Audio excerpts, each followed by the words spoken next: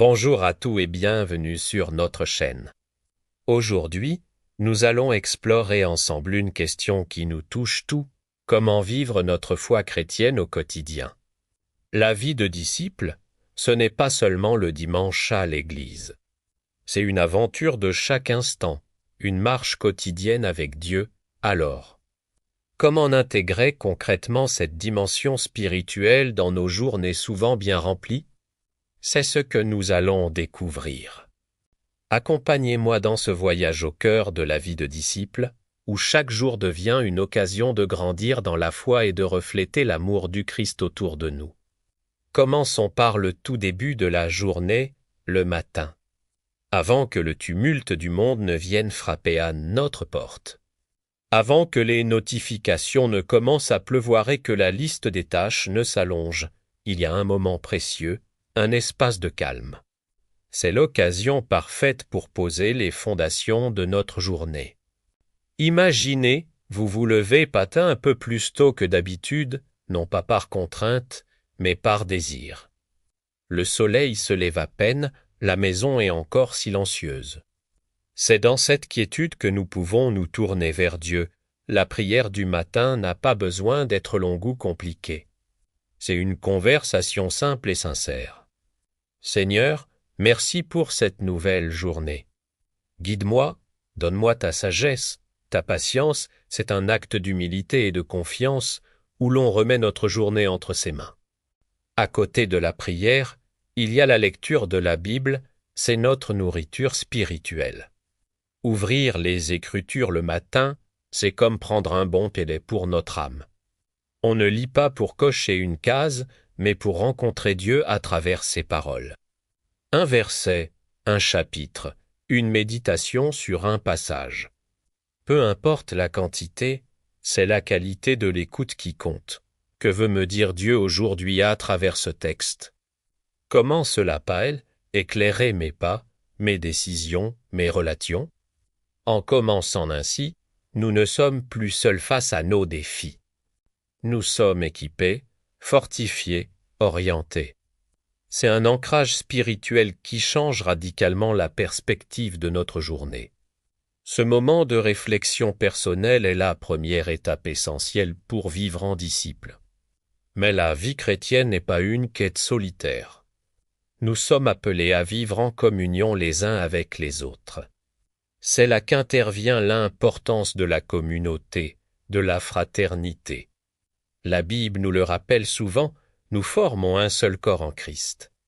Participer à un groupe de partage, que ce soit un groupe de maison, d'études bibliques ou de prière, est fondamental.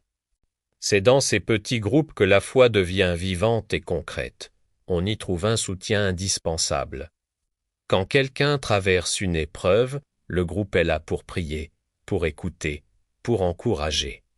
On peut partager nos joies, nos doutes, nos questions en toute confiance, sans crainte d'être jugé. C'est un lieu de sécurité et de transparence. Ces moments de communion sont aussi des temps de croissance. En étudiant la Bible ensemble, on bénéficie des perspectives des autres. Une parole qui nous avait échappé prend tout son sens grâce à la réflexion d'un frère ou d'une sœur. On s'édifie mutuellement, on se corrige avec amour, on se stimule à avancer. Et bien sûr, il y a la louange et l'adoration partagée. Chanter ensemble, prier d'un même cœur pour notre quartier, notre ville, notre monde. Cela nous unit et nous rappelle que nous faisons partie de quelque chose de bien plus grand que nous-mêmes. La communauté n'est pas une option, c'est le lieu où notre foi s'incarne, se renforce et s'épanouit. C'est le deuxième pilier de notre marche quotidienne. Être disciple de Jésus, c'est suivre son exemple. Et quel était l'un des aspects les plus marquants de son ministère? Le service. Jésus a lavé les pieds de ses disciples. Il a guéri les malades, nourri les foules, passé du temps avec les exclus. Il nous a montré que l'amour se traduit par des actes concrets. Alors, comment pouvons-nous servir les autres au quotidien?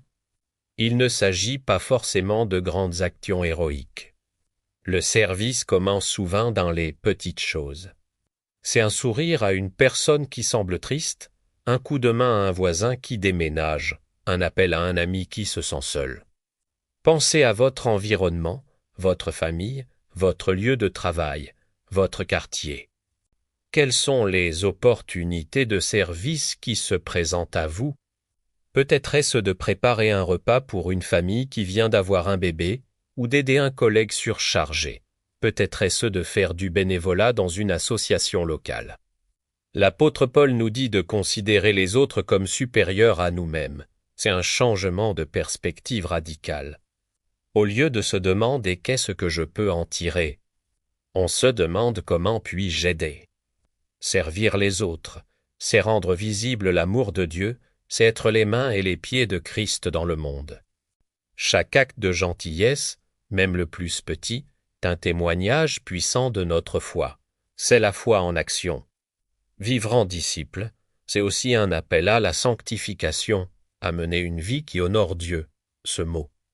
Sainteté peut parfois faire peur, comme s'il s'agissait d'atteindre une perfection impossible. Mais en réalité, c'est un processus, un cheminement.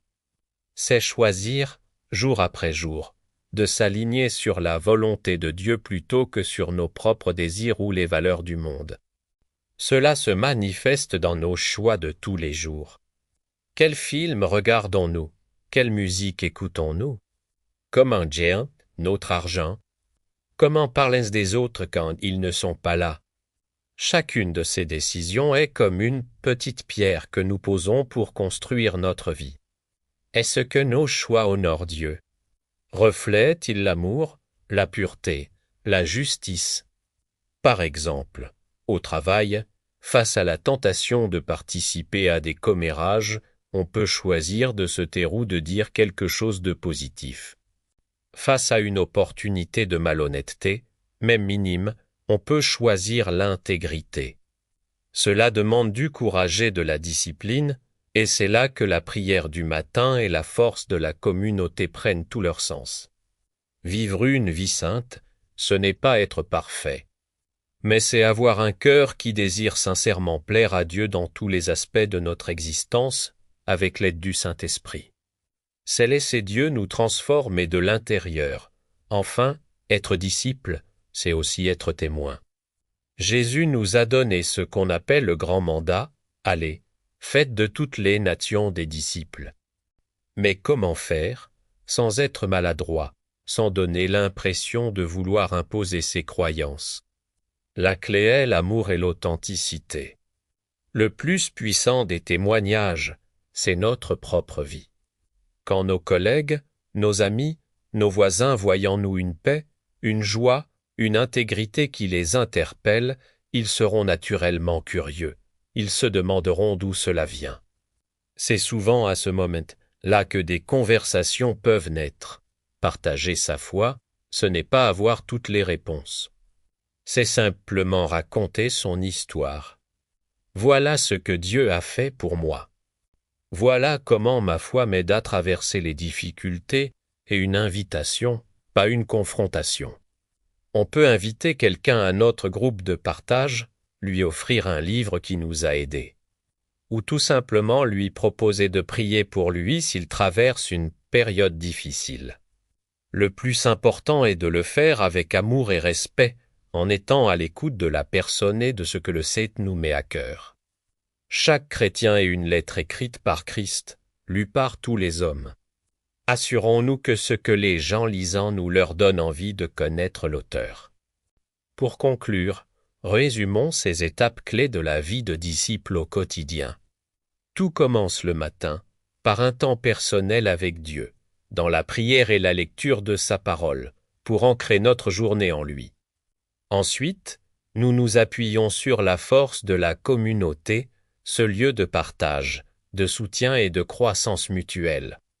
Puis, nous mettons notre foi en action par le service, en étant attentifs aux besoins des autres et en reflétant l'amour de Christ par des actes concrets. Nous cherchons aussi à vivre une vie sainte, en faisant des choix qui honorent Dieu dans tous les domaines. Et enfin, nous partageons notre espérance de manière naturelle et aimante, en étant des témoins authentiques de ce que Dieu a fait dans nos vies. Ce n'est pas une liste de règles à suivre, mais une invitation à une relation vivante et dynamique avec Dieu, un chemin. Avec ses hauts et ses bas, mais un chemin sur lequel nous ne sommes jamais seuls. Le Saint-Esprit est là pour nous guider, nous fortifier, nous transformer. Alors, je vous encourage aujourd'hui à choisir un de ces aspects et à vous demander comment puis-je le mettre en pratique, dès aujourd'hui, dans ma propre vie. N'oubliez pas, chaque petit pas compte. Merci d'avoir suivi cette vidéo jusqu'au bout. J'espère qu'elle vous a encouragé et inspiré dans votre marche avec le Seigneur. Si c'est le cas, n'hésitez pas à laisser un j'aime et à partager vos propres expériences ou questions dans les commentaires. C'est toujours un plaisir de vous lire et d'échanger avec vous. Et si ce n'est pas encore fait, abonnez-vous à la chaîne pour ne manquer aucune de nos prochaines vidéos. Que Dieu vous bénisse richement dans votre quotidien. À très bientôt.